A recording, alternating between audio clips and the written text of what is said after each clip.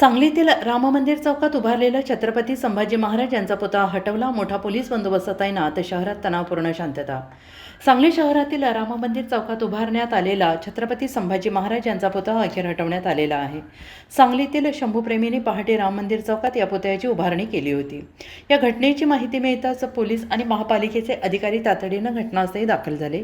महापालिकेने दिलेल्या त्रिवेणी बागेचा पर्याय शंभूप्रेमींनी नाकारत सांगली शहरातील प्रमुख चौकातच पुतळा उभारण्याची मागणी केली. यानंतर महापालिका अधिकारी, पोलीस आणि शंभूप्रेमी यांच्यात चर्चा करण्यात आली.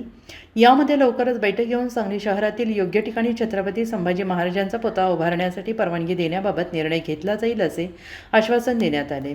या आश्वासनानंतर राम मंदिर चौकात बसवण्यात आलेला पुतळा हटवण्यात आलेला आहे. दरम्यान या घटनेच्या पार्श्वभूमीवर मोठा पोलीस बंदोबस्त तैनात करण्यात आलेला असून सांगली शहरात सध्या तणावपूर्ण शांतता आहे.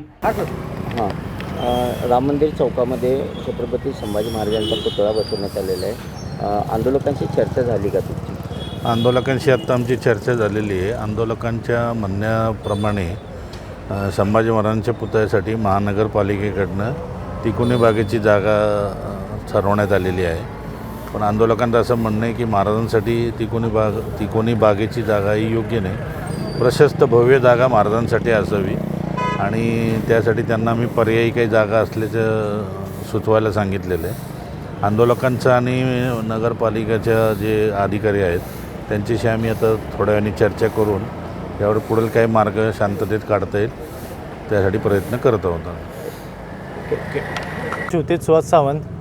मी संभाजी महाराजांचा पुतळा बिगर संघटना कुठली नाही आहेच आम्ही पोरापोरांनी पुतळा बसवलेला आहे आणि नगरपालिकेने जो जागेचा प्रस्ताव मांडला आहे तो आपल्याला काही मंजूर नाही आहे म्हणून आम्ही पुतळा बसवला आहे. नगरपालिकेने जी जागा दिली ती कॅन्सल करायला पाहिजे आपली ही इच्छा आहे. तर ती जागा कॅन्सल नाही केली तर मी आणि पुतळा बसवणार. काढला तर मी परत पिटवून घेणार. पण मी पुतळा जर त्या बागेत बसला तर मी काहीतरी करून घेणार आणि मी महानगरपालिकेला जबाबदार धरणार.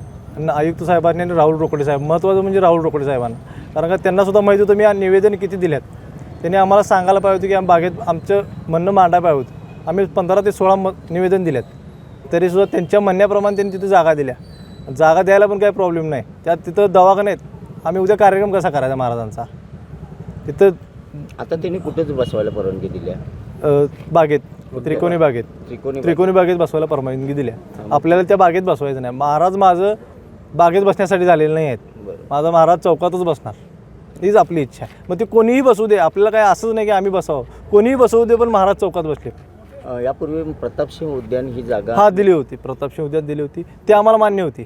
पण त्यावर काही केस असल्यामुळे त्यांनी कॅन्सल केली आणि डायरेक्ट ही जागा हे केली. म्हणजे महापालिकेनं परस्पर केले आणि आता टेंडर पण वाटल्यात. पण आम्हाला साहेबांनी, DYSP साहेबांनी आम्हाला सांगितले की आम्ही त्यांच्यासोबत मिटिंग करून देतो. त्यामुळे आम्ही पुतळा हटवायचा विचार करत आहे. काही इथं परवानगी भेटणार नाही असं सांगितलं गेलं. इथं त्यांनी चौकात त्यांनी बसवायचंच नाही. त्यासनी त्यांच्या वार्डात नेऊन बसवायचा आहे पुतळा, असं काम आहे. आणि आता आपल्या माणसांनी टेंडर देऊन पैसे देऊन ते त्यासनी द्यायचं असं काम आहे महापालिकेचं. आहेत नाही ते मी नाव नाही घेत. आम्हाला इथं परमिशन द्या, आम्ही वर्गणी काढून बसवतो. आमची ही पण इच्छा आहे. किती दिवसापासून मागणी करता इथं? 2-3 वर्ष झाली साहेब.